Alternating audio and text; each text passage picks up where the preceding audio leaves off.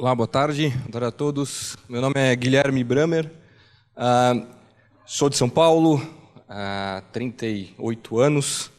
Sempre fui família, amigos, bastante inquieto, sempre quis saber na vida como as coisas eram feitas. E, obviamente, acabei caindo para fazer engenharia de materiais, que na época era a primeira turma da faculdade onde estudei aqui em São Paulo, justamente para entender como as coisas são feitas, né? E para falar de empreendedorismo, eu acho, honestamente, que todo mundo é empreendedor.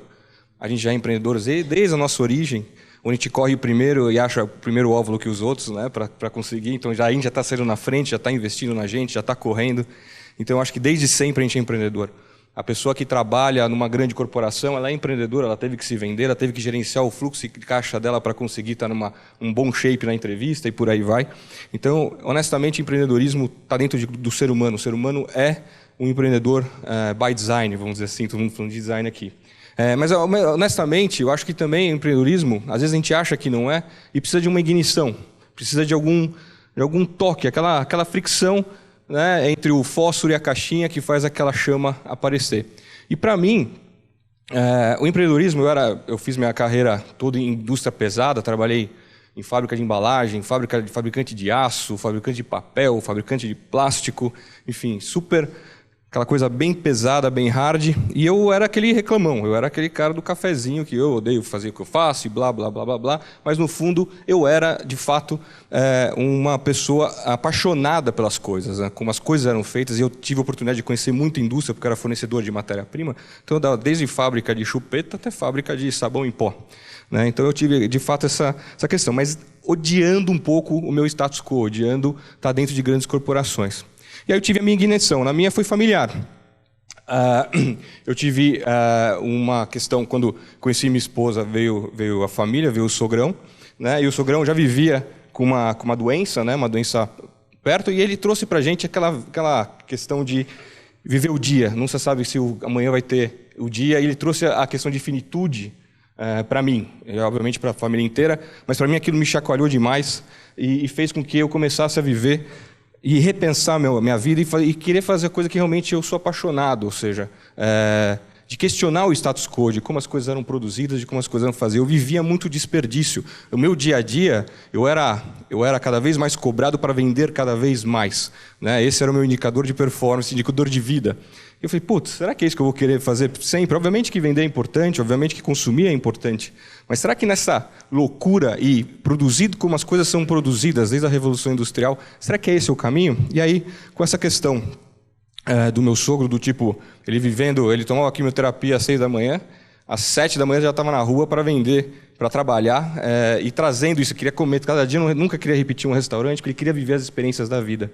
E essa questão foi foi aqui a minha ignição, foi o que acendeu o meu fósforo, né? Obviamente que empreender sozinho é impossível.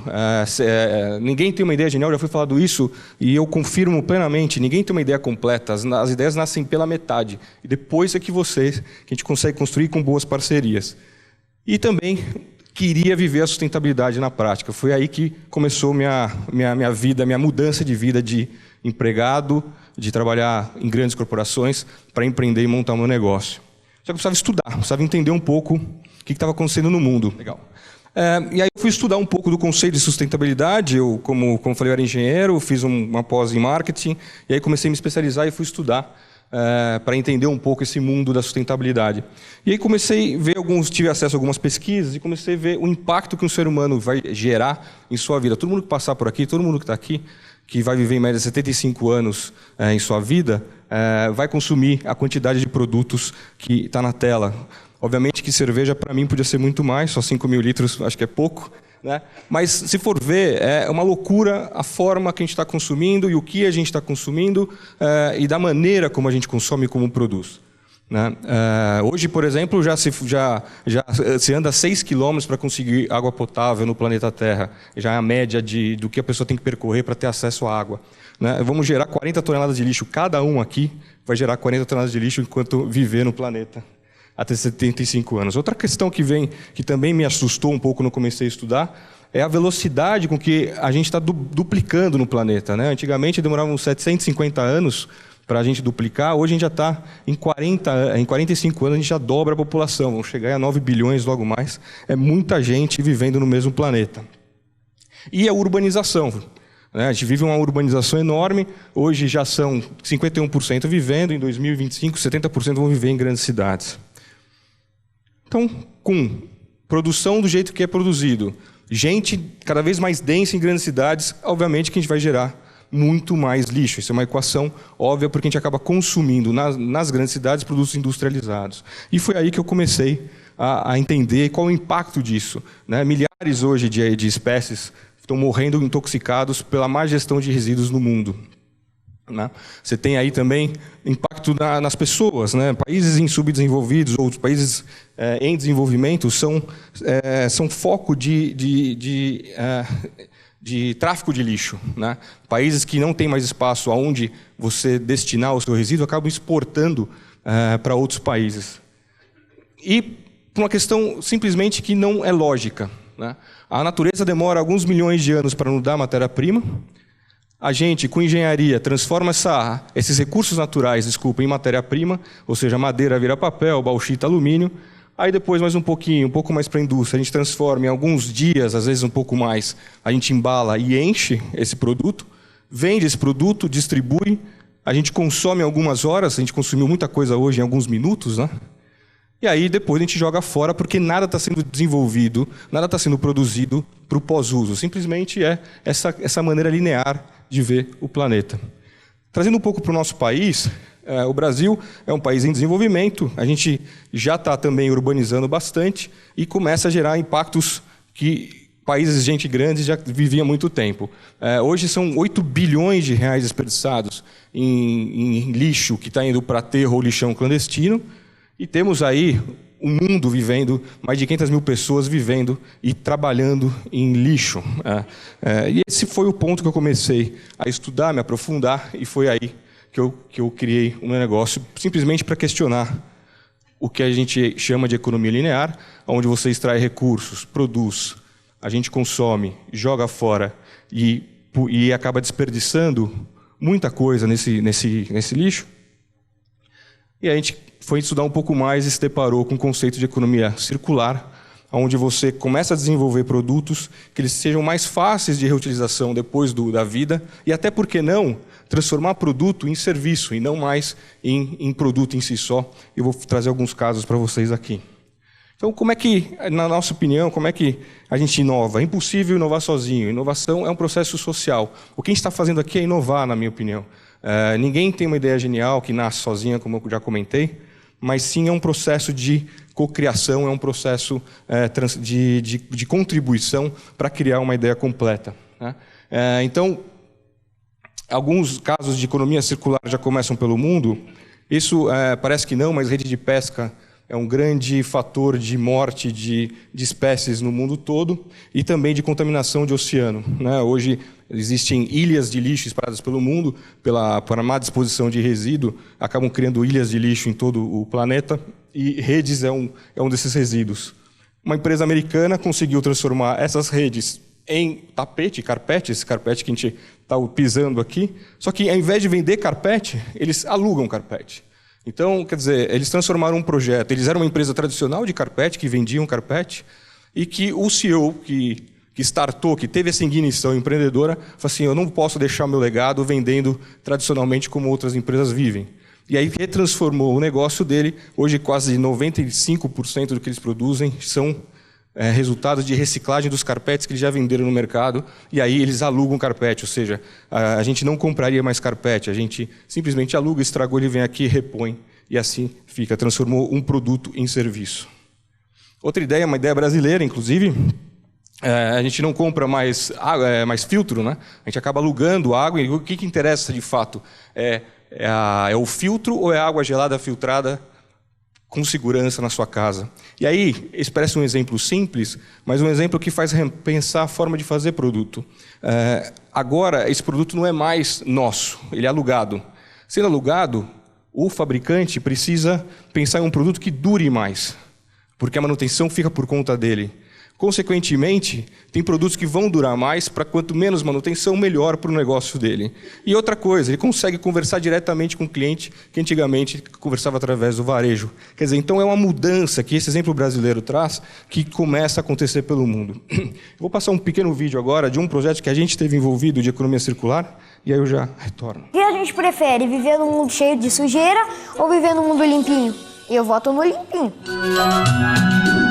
Quando a Pro chegou na sala e disse que tinha uma surpresa pra gente, foi uma coisa muito emocionante. A gente tinha que trazer primeiro só a embalagem do suco-tangue. Enquanto a gente reciclava, a gente ia tendo aulas, e nessas aulas a gente ia fazer os instrumentos e ia aprendendo a tocar. No começo do projeto, eu pedia pra minha mãe guardar umas coisas pra eu levar. Mãe, você não entende o que é reciclar? Você quer deixar esse mundo mais poluído do que já tá? Tem um dia que ela ia jogar um monte de coisa fora, não joga não. Dificuldades pra ensinar. Esse projeto pra mim foi muito bom, porque eu percebi que reciclando também dá pra fazer música. É uma coisa que eu vou levar pra minha vida toda. Não tem nem palavras pra explicar. É bom pra todo mundo. Sem reciclagem, o mundo já estaria morto. Às vezes você jogar lixo no meio da rua e o seu mundo ficar sujo, por que você não reaproveita? Eu tenho que reciclar. Vocês têm que reciclar porque é importante. Toma vergonha na cara, mané. Eu sou vigilante da reciclagem. Se você não reciclar, eu vou te dar uma bronca, hein? Compreendeu? Reciclar é show! Reciclar é show! Reciclar é show! Reciclar é show. E eu faço parte desse esquadrão. Esse é um projeto, um dos projetos que a gente teve envolvidos, que o desafio era transformar uma embalagem que não tinha uma solução de reciclagem até o momento, com uma embalagem tripla camada, em alguma coisa que pudesse voltar para a escola e deixar um legado. Né? Foram 100 escolas públicas brasileiras, 100 mil pessoas envolvidas, cooperativas de catadores coletando as embalagens, as crianças se engajando no processo de reciclagem para retornar e voltar como resultado. Foram mais de 50 mil instrumentos musicais sendo distribuídos nas escolas públicas, com todo, isso aqui é uma flauta, feita da embalagem coletada. E aí, com isso, essas escolas tiveram, e têm ainda hoje, aulas de música para tentar, usando os instrumentos que eles ajudaram a construir. Então, acho que esse é um resumo de como a gente acredita que a coisa pode acontecer. E, obviamente, que o dono da empresa, o dono da marca, na verdade, conseguiu entender quão crítico é aquela embalagem para ser reciclada após consumo. Isso está gerando várias conversas internas para repensar esse modelo e ver como facilitar isso pós-uso do produto dela e não só vender produto e chegar isso no consumidor, mas como repensar isso na hora de produzir. Então, isso é um exemplo do que a gente vive, e a gente brinca que o nosso dia a dia lá é uma gincana, cada dia vem um desafio desse para a gente tentar resolver. E o voltando um pouco, o que é a minha ignição empreendedora, o que me inspira? O que me inspira são pessoas. Eu acredito demais que a gente pode fazer uma revolução, eu tenho certeza que tudo pode melhorar, sou um otimista por natureza. E quando a gente se junta para o bem, quando se junta para transformar, isso é real. Então, algumas pessoas que me influenciam são os clientes que vão nas nossas cooperativas de catadores. A gente trabalha com mais de 2 mil cooperados todos os meses, aí, em 12 cidades no Brasil, tentando transformar um pouco e engajando. Esses aqui são clientes visitando cooperativa de catador. Nós temos bons parceiros, a gente trabalha com algumas ONGs, o Teto é uma delas, onde a gente entregou uma casa feita com embalagem reciclada para uma família que vivia num barraco totalmente destruído. Minha família, obviamente, minha esposa chama de Gremlins, que pinga água depois da meia-noite, nasce mais um, cada vez maior. Meu amor, que está aí, coraçãozinho, que está aí. E a dona da casa, que é minha filhota. E essas pessoas que me inspiram, mais uma foto que eu sou pai coruja, se quiser eu tenho mais um monte no celular aqui, para quem quiser ver. E o que a minha mensagem é que eu acredito, acho que a gente tem que amar a vida, curtir, porque quando você viu, ela já passou. Queria agradecer demais, obrigado para todo mundo.